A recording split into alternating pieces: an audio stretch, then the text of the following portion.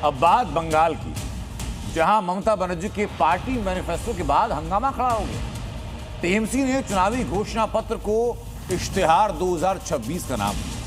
ममता बनर्जी ने 2026 के बंगाल चुनाव के लिए घोषणा पत्र जारी किया, वो बांग्ला में जारी किया, अंग्रेजी में जारी किया, उसके साथ साथ 6 अन्य भाषाओं में भी उसको जारी किया गया। लेकिन टीएमसी के मैनिफेस्टो के नाम पर बीजेपी हमलावर हुई है और ममता बनर्जी पर मुस्लिम तुष्टीकरण का आरोप लगा रही है। बीजेपी के शून्य করে দিন।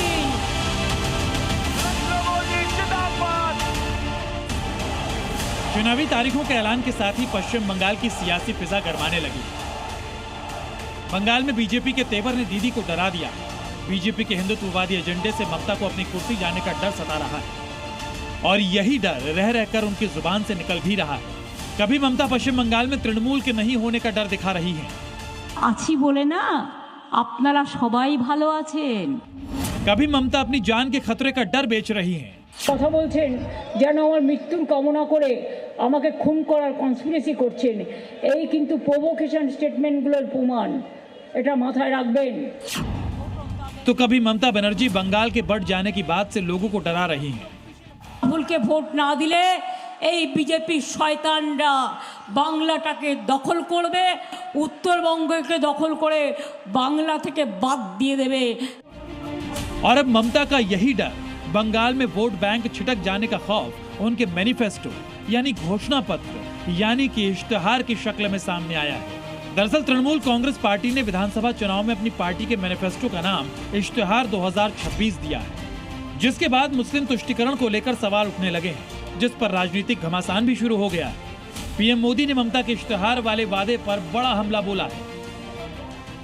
1905 में मजहबी ताकतों ने बंगाल में लाल इश्तेहार जारी किया था। उसके बाद हिंदुओं का नरसंहार किया गया था।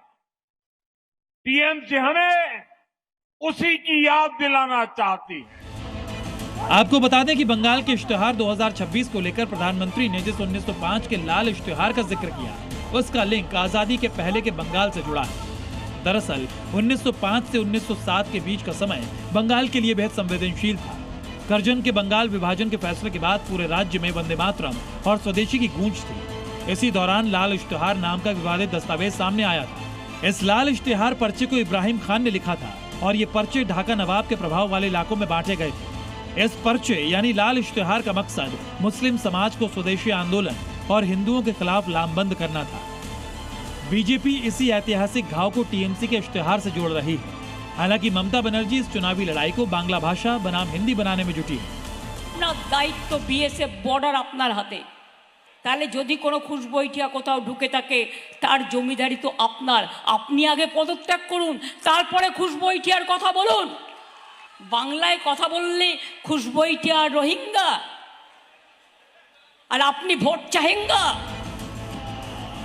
अब ममता के इस इश्तेहार पर बीजेपी और मुर्शिदाबाद में बाबरी मस्जिद बनाने जा रहे हुमायूं कबीर के सियासी साथी असदुद्दीन ओवैसी ने भी दीदी से सवाल पूछा है। घोषणा पत्र का नाम इश्तेहार क्यों रखा है?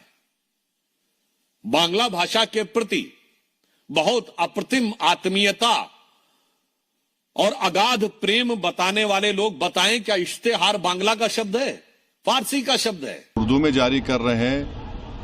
आप बताइए 29% आबादी है मुसलमानों की, वहाँ सिर्फ 7% गवर्नमेंट एम्प्लॉयमेंट में है। सबसे ज़्यादा स्कूल ड्रॉप आउट मुसलमानों का है। बच्चियों का लो लिटरेसी रेट है।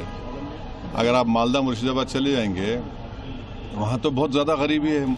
पश्चिम बंगाल चुनाव में बीजेपी को पछाड़ने के लिए मुस्लिम वोट बैंक को साधना ममता बनर्जी के लिए जरूरी भी है और मजबूरी भी। आंकड़ों पर गौर करें तो राज्य की कुल आबादी में मुस्लिम मतदाताओं की हिस्सेदारी करीब 27% है।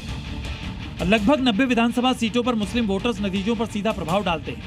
मुर्शिदाबाद में मुस्लिम आबादी लगभग 66% है, जबकि मालदा में करीब 51% और उत्तर दिनाजपुर में 49%। वहीं दक्षिण 24 परगना के कई इलाकों में मुस्लिम वोटर 35% से ज्यादा है।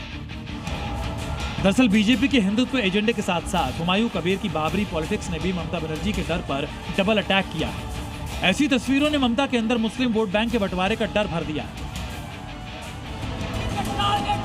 और जैसे जैसे चुनाव की तारीख नजदीक आती जाएगी, आपको दीदी का ये डर चुनावी प्रचार में और बड़ा नजर आएगा।